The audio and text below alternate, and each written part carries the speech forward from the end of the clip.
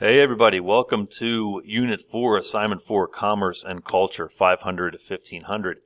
This evening, please read pages 341 to 342 and complete questions 17 through 20.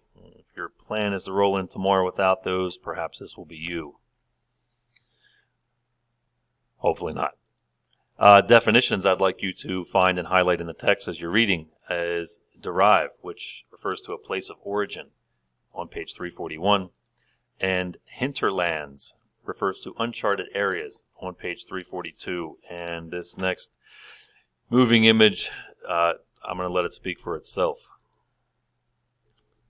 It's ice cream. And okay, where are we going with this? Well, the place of origin for this unicorn ice cream is, well, right there out of that creepy face. Perhaps from the hinterlands of uncharted areas. And, okay, I got to get this off. I can't watch it anymore. Okay, we're going to get back with you on page 341, Sea Roads, Exchange Across the Indian Ocean. If the Silk Roads linked Eurasian societies by land, sea-based trade routes likewise connected distant peoples all across the Eastern Hemisphere. Since the days of the Phoenicians, Greeks, and then Romans, the Mediterranean Sea had been an avenue of maritime commerce throughout the region, a pattern that continued during the post-classical era.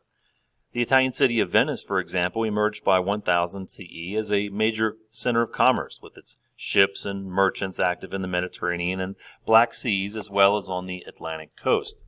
Much of its wealth derived from control of expensive and profitable imported goods from Asia, many of which came up the Red Sea through the Egyptian port of Alexandria. There, Venetian merchants picked up these goods and resold them throughout the Mediterranean basin. This type of trans-regional exchange linked the maritime commerce of the Mediterranean Sea to the much larger and more extensive network of seaborne trade in the Indian Ocean basin. Too far. Question 17. Why did the Italian city of Venice emerge by 1000 as a major center of commerce? Stop and think. And respond. Yeah, that's exactly right. It's because of the trade in the Mediterranean basin and all the expensive goods that came eastern through their ports. Continuing on, page 341. Until the creation of a genuinely global oceanic system of trade after 1500, the Indian Ocean represented the world's largest sea-based system of communication and exchange, stretching from southern China to eastern Africa. Like the Silk Roads, oceanic trade also grew out of the vast environmental and cultural diversities of the region.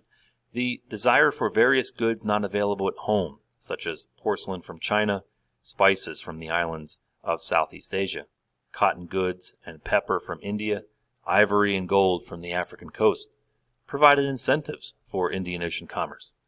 Transportation costs were lower on the sea roads than on the Silk Roads because ships could accommodate larger and heavier cargoes than camels.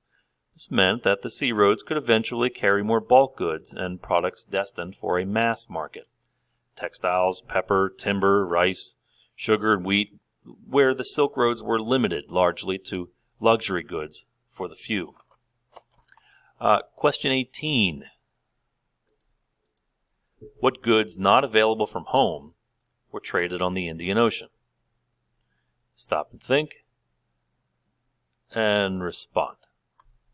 Yeah, that's exactly right. Looking at porcelain, spices, cotton goods, and ivory and gold. You don't have to list where they're from, just those were important goods that were traded. Continuing on page 342. What made Indian Ocean commerce possible were the monsoons, alternating wind currents that blew predictably eastward during the summer months and westward during the winter. An understanding of monsoons and a gradually accumulating technology of shipbuilding and oceanic navigation drew on the ingenuity of many peoples, Chinese, Malays, Indians, Arabs, Swahilis, and others. Collectively, they made an interlocked human world joined by the common highway of the Indian Ocean. Question 19. What made Indian Ocean commerce possible? Stop and think and respond. Yeah, that's exactly right. It's those thick blue arrows that are pointing back and forth that represent the monsoons in certain months of the year blowing back and forth. Continuing on, the last paragraph on page 342. But this world of Indian Ocean commerce did not occur between entire regions, and certainly not between countries, even though historians sometimes write about India, Indonesia, Southeast Asia, or East Africa as a matter of shorthand or convenience. It operated rather across an archipelago of towns, whose merchants often had more in common with one another than with the people of their own hinterlands. And highlight that word, hinterlands.